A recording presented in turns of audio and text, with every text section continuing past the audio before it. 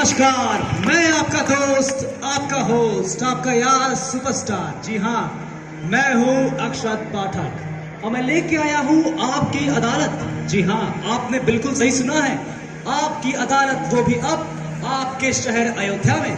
आप बड़े ही किस्मत वाले हैं जो मुझे यहाँ अपने सामने देखने पा रहे हैं। और यही नहीं, मैं भी बड़ा किस्मत वाला हूँ जो आप जैसी जनता को देखने पा रहा हूँ। तो आपको बता दे, आज आपकी अदालत में हम पेश करेंगे बॉलीवुड की कुछ नामचीन हस्तियों को, जिनको हम आपके समक्ष बुलाकर पूछेंगे समाज के कुछ सुलझते हुए सवाल, जिसका जाहिर सी बात है उत्तर उन्हीं को देना पड़ेगा। तो आइए सबसे पहले बुलाते हैं एक ऐसी अदाकारा जिन्होंने शांति के रूप में बड़ी शांति से एंट्री मारी, लेकिन इनके अभिनय ने बॉलीवुड में तहलका मचा के रख दिया और इनको इतना बड़ा बना दिया कि इनके चाहने वालों की अब कोई गिनती नहीं रह गई है। आज देश विदेश में सबकी जुबान में इनका नाम रहता है। So please welcome one and only Deepika Padukone.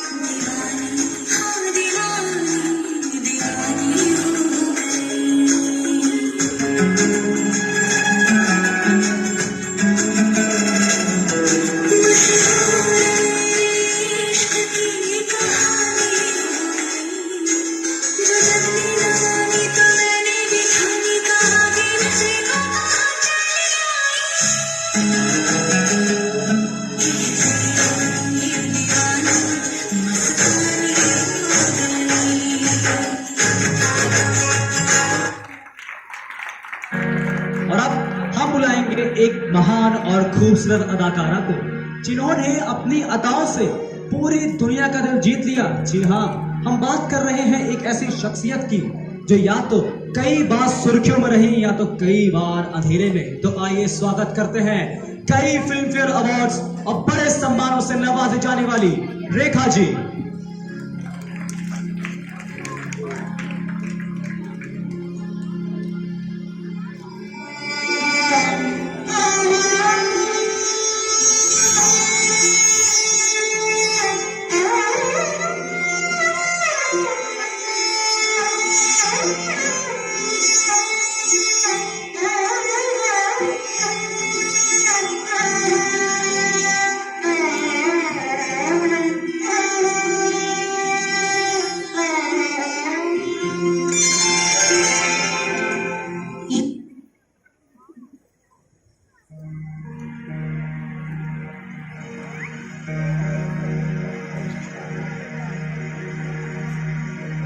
और अब हम बुलाएंगे एक ऐसी सुपरस्टार को जिन्होंने एक के बाद एक सुपरहिट फिल्में दी।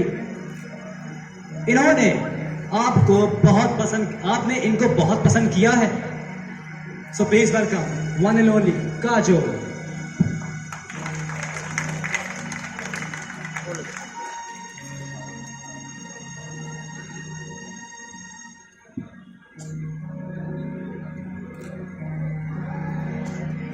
और अब हम बुलाएंगे एक ऐसे शख्स को जिन्होंने कई स्ट्रॉन्ग पर्सनालिटी वाले रोल किए हैं। उन्होंने आपको फटाफट, लगता है हमारा क्रू थोड़ा परेशानी कर रहा है, चलिए कोई बात नहीं। आपको बता दें, अब हमारे अदालत में आएंगे एक ऐसे शख्स जिन्होंने कई स्ट्रॉन्ग पर्सनालिटी वाले रोल किए हैं। उन्होंने आपको फटा पोस्टर, निकला हीरो जैसी फिल्मों से हंसाया, तो कभी कबीर सिंह जैसी फिल्मों से अपने अभिनय का लोहा भी मनवाया। So please welcome one and only Shahid Kapoor.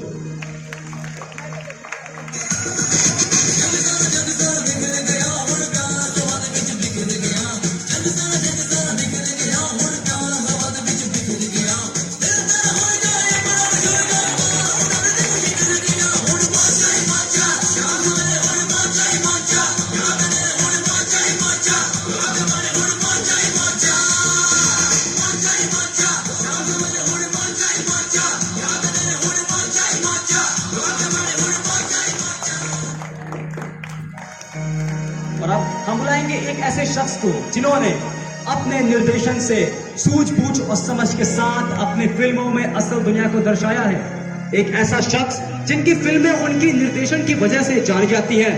तो आइए बुलाते हैं 4 फिल्म फेयर अवार्ड्स और फ्रांस के फिल्म इंडस्ट्री के सबसे बड़े अवार्ड से सम्मानित किए जाने वाले अनुराग कश्यप जी।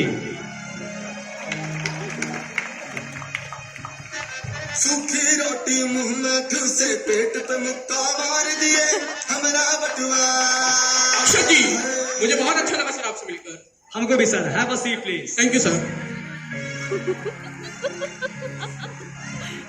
और अब हम बुलाएंगे एक ऐसी अदाकारा को जिन्होंने कई चैलेंजिंग रोल किए। उन्होंने अपने किरदार खुद चुने और आपने, देश की जनता ने अपने प्यार से, अपने दुलार से उन्हें बॉक्स ऑफिस की क्वीन बना दिया। जी हाँ, हम बात कर रहे हैं एक ऐसी शख्सियत की जिनका मुंबई की फिल्म इंडस्ट्री में कोई गॉडफादर नहीं था। उन्होंने अपने संघर्ष से बॉलीवुड में जगह बनाई। सो please welcome one and only Kangana Ranaut.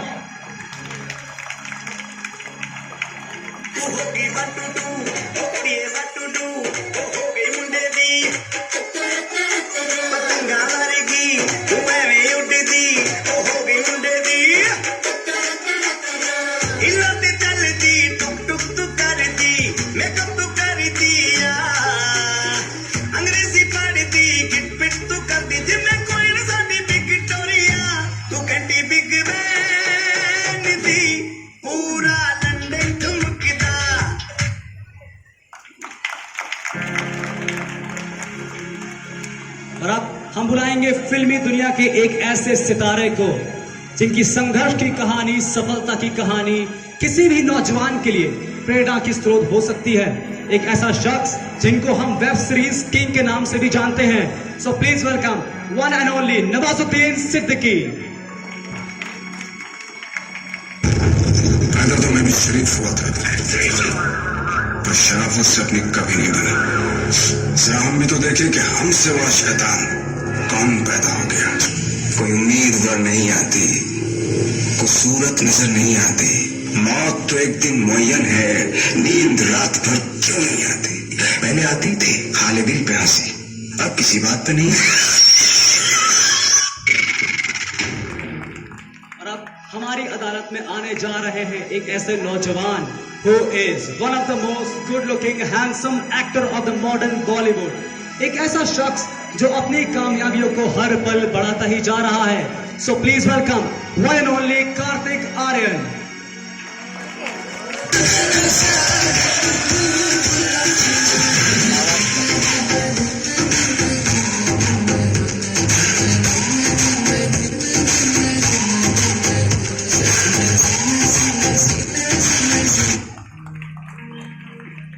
और अब हम बुलाएंगे एक ऐसे शख्स को जिसका आपको बहुत बेसब्री से इंतजार था। एक ऐसा अभिनेता जिसको आपने पसंद किया एक्शन हीरो के तौर पे, कॉमेडी में, ट्रेजेडी में, एक्शन में, थ्रिलर में, रोमांस में, डांस में, हर जगह एक के बाद एक सुपरहिट फिल्में दी। सो प्लीज वेलकम खिलाड़ियों के खिलाड़ी अक्षय कुमार।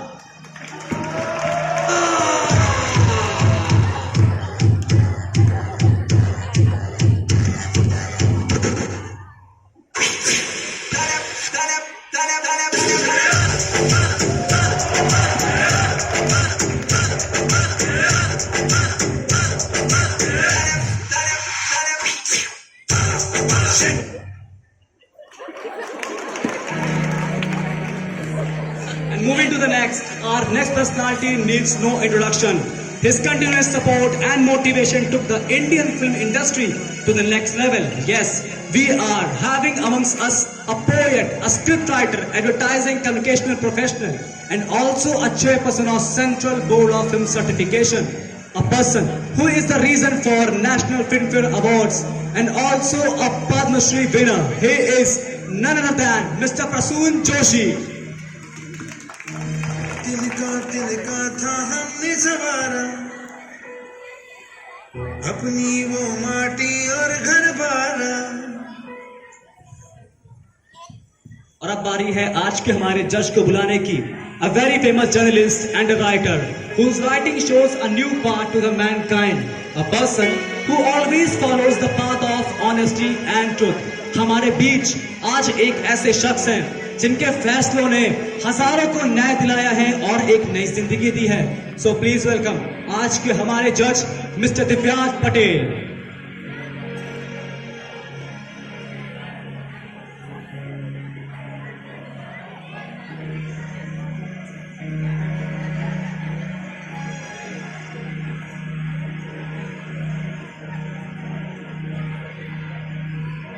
और अब मैं अपने अदालत आलिया से गुजारिश करूंगा कि आज की कार्रवाई शुरू करने की अनुमति दें। आज की कार्रवाई शुरू की जाए। तो मेरा पहला इल्जाम है कि बॉलीवुड में सबसे ज्यादा फिल्में बनाई जाती हैं। अक्षत जी, जी जी मैं इसका जवाब देना चाहूंगा। जी बिल्कुल। जी मुझे बहुत अच्छा लगा कि आपने भारत में बनने वाली फिल्मों की तारीफ करी। देश की जनता हमारी फिल्में देखना पसंद करती है, तो हम भी ज्यादा से ज्यादा फिल्में बनाना पसंद करते हैं। हमारी फिल्में जिंदगी की सच्चाई दिखाती हैं, जो कि लोग देखना पसंद करते हैं। जी माफ कीजिएगा कश्यप साहब, मेरा इल्जाम अभी पूरा नहीं हुआ है, जरा गौर फरमाइएगा। Sorry sir. तो मेरा पूरा इल्जाम है कि बॉलीवुड में सबसे ज्यादा फिल्में बनाई जाती हैं, लेकिन इनका हमारे नौजवानों पे कैसा असर पड़ता होगा? अक्षय जी इसका जवाब देना चाहूंगा। बिल्कुल। देखिए, हम वैसी फिल्में बनाते हैं जो समाज को नसीहत देती हैं। मैं मानता हूँ किसी में कॉमेडी होती है, थ्रिलर होता है, सस्पेंस भी होता है, लेकिन फिर भी कभी कभी कुछ ऐसा भी दिखाया जाता है जो समाज को पसंद होता है, और ये हमारे देश की जनता पर निर्भर करता है कि उसे उसमें क्या देखना है और उससे क्या सीखना है। ये देखिए जोशी साहब, मैं आपको एक बात बताना चाहूंगा कि आपके अंदर एक खूबी बहुत जबरदस्त है कि आप अपनी बात खत्म कर रहे हैं कि आगे कुछ और बोलना चाह रहे हैं, ये हमें नहीं पता चल पाता। वैसे जोशी साहब जो आपने उत्तर दिया वो हमारे इल्जाम से कोई मेल नहीं खाता, तो आपको एक बार फिर बता दें कि हमारा इल्जाम का मतलब क्या है। कि हम कहना चाह रहे हैं कि बॉलीवुड में सबसे ज्यादा फिल्में बनती हैं, लेकिन इनके किरदारों का हमारे नौजवानों पे कैसा असर पड़ता होगा? अक्षत जी, जी फिल्में हमें वास्तविकता से रूबरू कराती हैं। अक्षत जी, मैं भी कुछ कहना चाहूंगी कि अगर हम बागबान जैसी मूवीज को देखें तो वो हमारे समाज का आईना है। बिल्कुल सही कहा मैम आपने। और अब मैं जज साहब से गुजारिश करूंगा कि यहाँ मौजूद जनता को उनके सवाल पूछने का मौका दें। अनुमति है। तो चलिए आगे बढ़ते हैं और आज हमारी तरफ से पहला सवाल। जी आप कहते हैं कि फिल्में हमें सीख देती हैं, तो गैंग्स ऑफ वसेपुर, उड़ता पंजाब और कबीर सिंह हमें क्या सीख देती हैं? वाह, क्या सवाल पूछा है। मैं तालियां। आपसे ये पूछना चाहूंगा, क्या आपने कबीर सिंह जैसी फिल्मों में से बुराई देखा? क्या आपने उसमें कुछ अच्छाई नहीं देखी कि कैसे कबीर सिंह अपने स्कूल का टॉपर, कॉलेज का टॉपर और एक बेस्ट सर्जन होने के बावजूद भी उसने अपने करियर को दांव पर लगाते हुए सच्चाई का रास्ता चुना? क्या आपने ये नहीं देखा? जोरदार तालियां, क्या जवाब दिया है इन्होंने। और अब आगे बढ़ते हैं और हमारी जनता की तरफ से अगला सवाल। जी I want to ask all of you, is drink, smoke, pubs and bars are the only way to enjoy life? जी देखिए, आप लोग ऐसा क्यों सोचते हैं? आप सभी को यह जान के हैरानी होगी कि हमारे फिल्म इंडस्ट्री में 90% एक्टर ऐसे हैं जो पान ना तो जाते हैं और ना ही ड्रिंक लेते हैं। और फिर उदाहरण के तौर पे आप हम सभी को देख सकते हैं। बिल्कुल, आपने बिल्कुल बेजोड़ उदाहरण दिया है सर। ओहो अक्षर, मैं कुछ कहना चाहूँ। श्योर श्योर, आप कंटिन्यू। लोगों को ऐसी फिल्में क्यों याद रहती? क्या आपने मिशन मंगल और सुपर 30 जैसी फिल्मों से कोई प्रेरणा नहीं ली? बिल्कुल सही कहा मैम ने, हम लोग को ऐसी फिल्मों से जरूर प्रेरणा लेनी चाहिए। और अब हमारी तरफ से अगला सवाल। जी मैं आप सबसे ये पूछना चाहती हूँ कि बॉलीवुड की फिल्मों में पैसे पानी की तरह बहाए जाते हैं, तो इस पे आपके क्या विचार हैं? बिल्कुल सही, इन्होंने एकदम सही सवाल पूछा है और मैं इनके सवाल से बिल्कुल सहमत हूँ। मेरा भी यह मानना है कि बॉलीवुड में पैसे पानी की तरह बहाए जाते हैं। तो जरा ये बताइए, फिल्में मल्टी स्टारर होने के साथ साथ बड़े पैमाने पे फ्लॉप आखिर क्यों हो जाती हैं? मैं कुछ कहना चाहूँगी जी आप पद्मावत, शोले, कभी खुशी कभी गम जैसी फिल्में कैसे भूल सकते हैं, जो मल्टी स्टारर होने के साथ जिन्होंने करोड़ों का मुनाफा कमाया था। अक्षत जी, जी मैं भी कुछ कहना चाहूंगा। बिल्कुल सर। जी, मुझे ये देश की जनता और इस स्टूडियो में बैठी ऑडियंस की बात बहुत गलत लगी कि आप लोग हमेशा यही सोचते हैं कि फिल्मों में लगने वाले पैसे डूबते ही हैं, बल्कि ऐसा नहीं है। कई सारी फिल्में हैं जो कि सिर्फ 10 करोड़ का बजट लेकर चली, फिर भी 100 से 200 करोड़ रुपए कमा लिए। अब मैं एक और चीज कहना चाहूंगा कि हमारी बॉलीवुड फिल्म हमारे देश को सबसे ज्यादा रेवेन्यू देती है। अब मैं आप लोगों से पूछता हूं कि आप में से कितने लोगों को ये बात पता थी? मुझे लगता है कि 80 से 90% लोगों को ये बात नहीं पता होगी। बिल्कुल सही कहा सर आपने। वैसे मुझे ये बात पता थी। और अब आगे बढ़ते हैं हमारी तरफ से अगला सवाल। जी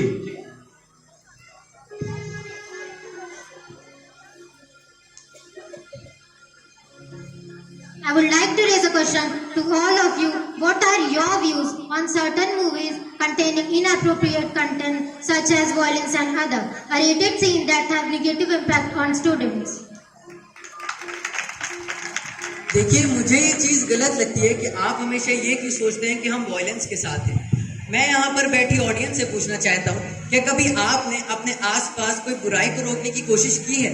अगर नहीं तो आपको कोई हक नहीं हमसे ये सवाल पूछने का। आप नेगेटिविटी ही क्यों देखते हैं, पॉजिटिविटी क्यों नहीं देखते जो हम दिखाना चाहते हैं? बिल्कुल सही सर, जोरदार तालियां के लिए। और अब अगला सवाल। जी I would like to ask a question from you all people sitting over here. What are the effect on children by watching abusing words in movies like Ganga Jal? देखिए, आप लोगों ने सिर्फ उसके शब्दों को देखा है। आप वो देखिए जो उस फिल्म की वास्तविकता है कि कैसे अजय देवगन जी ने वहां के एसपी के तौर पर उस समाज से बुराई को मिटाकर एक अच्छे समाज का निर्माण किया है। और जहां तक बात रही शब्दों की, तो मैं आप लोगों से पूछना चाहूंगा कि आपके आसपास ऐसे शब्दों का प्रयोग नहीं होता है और क्या आपने उन्हें कभी रोकने की कोशिश की है? बिल्कुल सही सर, आपने एकदम सही आंसर दिया है। अक्षय जी, मैं भी कुछ कहना चाहूंगी कि अगर गंगा जल जैसी मूवीज बनी है तो दंगल और मिशन मंगल जैसी मूवीज भी बनी है, तो उसके बारे में आप सबके क्या विचार हैं? जी देखिए, इसका जवाब मैं देना चाहूंगा कि हमारे समाज में दंगल, सुपर 30, मिशन मंगल जैसी फिल्में जरूर बनी हैं, लेकिन ऐसी फिल्मों की संख्या बड़ी कमी है। और आज ऐसी फिल्मों की संख्या बढ़ती ही जा रही है जो हमारे नौजवानों को सही रास्ते से भटका सकती है। और अब अगला सवाल। जी अक्षय जी, मैं आपकी बात से बिल्कुल सहमत हूँ और मैं आप सबसे पूछना चाहूंगी, क्या आप अपने बच्चों को लिविंग रिलेशनशिप में रहने देंगे? क्या सवाल पूछा है? आप इस लिव इन रिलेशनशिप के बारे में सवाल नहीं उठा सकते जिस चीज को हमारी सरकार ने कानून बनाकर मंजूरी दे दी। और आप ये बताइए, अगर दो लोग शादी से पहले साथ रह सके, एक दूसरे को जान सके, तो उसमें क्या गलत है? जोरदार तालियां, इसे कहते हैं करारा जवाब। और अब अगला सवाल। रेखा जी, मैं आपसे पूछना चाहती हूँ कि आपकी खूबसूरती का राज क्या है? देखिए, अब मैं क्या ही बताऊं अपनी खूबसूरती का राज। बस हंसते रहिए, मुस्कुराते रहिए, खुश रहिए और दूसरों की खुशियां में अपनी खुशियां ढूंढिए। यही है मेरी खूबसूरती का राज। अब जरा मैं भी कोशिश करूंगा थोड़ा खूबसूरत बनने की। और अब अगला सवाल। जी I want to ask from all famous personalities, the culture and traditions shown in movies should be accepted by the parents of the generation. आज का भारत बदल रहा है। माना हमारे देश के माता पिता इस बदलते हुए इस दौड़ में थोड़ा पिछड़ से गए हैं, परंतु यकीन मानिए, जो हमारी भारत सरकार ने नृत्य को अपनाया है, तो बहुत जल्द हमारे देश के माता पिता भी इन्हें अपनाएंगे और देश के विकास में अपना साथ देंगे। बिल्कुल सर, हम भी यही मानते हैं। जी आप गलतियों की बात कर ही रहे हैं तो मैं ये बता दूं कि बॉलीवुड में प्रेरणादायक फिल्में भी बनी हैं, जैसे कि नीरजा और मैरी कॉम। फिर भी ऑस्कर में स्लमडॉग मिलियनेयर और गली बॉय जैसी फिल्में ही क्यों भेजी जाती हैं? Wow, Akshit, I really like this question and I want the whole nation to know about it. आप कह रहे हैं कि हम स्लमडॉग मिलियनेयर जैसी फिल्में ही क्यों ऑस्कर में भेजते हैं, but let let me tell you one thing, international audience को अच्छी स्टोरी चाहिए, वो आपकी बायोपिक में इंटरेस्टेड नहीं है। और फिर भी आप इसमें ये भी तो देखिए कि कैसे एक आम इंसान अपने फैशन को फॉलो करते हुए अपनी बुलंदियों को हासिल करता है, तो इसमें गलत क्या है। पर फिर भी मैं यह कहना चाहूंगी, हमारा बॉलीवुड ऐसे किसी इंटरनेशनल अवार्ड का मोहताज नहीं। Exactly ma'am, wonderful. अगला सवाल जी। थैंक यू अक्षत जी। जब गलतियों की बात हो ही गई है तो मैं आप लोगों से आलिया भट्ट और सोनाक्षी सिन्हा जैसी अभिनेत्रियों के बारे में पूछना चाहूंगा, जिसमें से एक को हमारे देश के प्रधानमंत्री का नाम नहीं पता और दूसरे को यह तक भी नहीं पता कि आखिरकार हनुमान जी संजीवनी बूटी किसके लिए लेकर आए थे। देखिए, अगर बात गलती की है तो मैं यहाँ बैठी आप जनता से ही पूछना चाहूंगी कि क्या आप में से कभी किसी से कोई गलती नहीं हुई है, और अगर कभी किसी से कोई गलती हुई भी है तो उसको उसकी पहली नादानी समझकर माफ भी कर देना चाहिए। हमारे अभिनेता और अभिनेत्रियाँ इतने भी नासमझ नहीं होते हैं, कभी कभी अनजाने से भी गलती हो जाती है। बिल्कुल सही मैम। और अब मैं यहाँ बैठे सभी सम्मानित लोगों से पूछना चाहूंगा कि पाश्चात्य संस्कृति को अपनाना और अपनी ही संस्कृति भूल जाना, क्या यही है आज की फिल्मों का दौर? जी मैं इस जवाब देना चाहूंगा। बिल्कुल जी, मुझे लगता है कि हमने कुछ गलत नहीं बनाया, हमने सिर्फ वही फिल्म बनाई जो कि हमारी देश की जनता को देखना पसंद है। हमने तानाजी जैसी फिल्म भी बनाई जो कि बॉक्स ऑफिस पर सुपरहिट साबित हुई, और आजकल महाभारत जैसी फिल्म पर भी काम चल रहा है। इसीलिए आपके इस प्रश्न का कोई तर्क नहीं बनता। क्या बात कह रहे हैं सर आप, क्या बात कह रहे हैं। हम अपने सवालों के लिए जान दे देंगे। अगली बार देखिएगा हम इससे भी कड़ी तैयारी में आएंगे और यही सवाल फिर से पूछेंगे। मैं यही उम्मीद करता हूँ। अक्षत सुनो, मुझे तुमसे कुछ पूछना है। बिल्कुल। तुमने इस शो में रणवीर को क्यों नहीं बुलाया? उसे भी बुला लो ना। अब मैं आपको क्या बताऊं, यहाँ गिन के मैंने 10 चेयर्स रखी थी, देखिए मेरे पास इतना बजट नहीं है, और आखिर में प्रसून जोशी साहब आ गए। मैं क्या करूं, मैंने उनको बुलाया था लेकिन उनको थोड़ी लेट हो गई। और अब मैं जज साहब से गुजारिश करूंगा कि आज की गई कार्रवाई के ऊपर वो अपना फैसला हम सभी लोग को सुनाएं।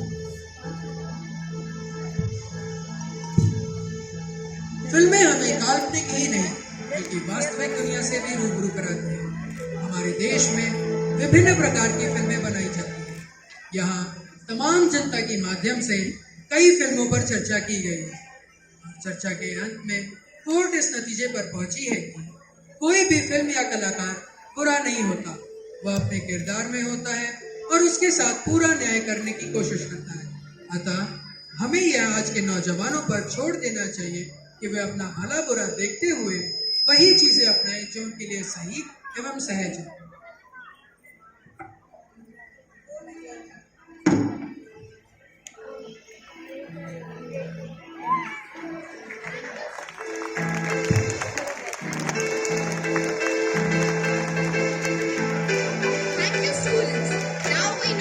Films are never too wrong. Yeah, it depends upon how we take it. Amal, don't you think that the songs of 60s and 70s were so soothing?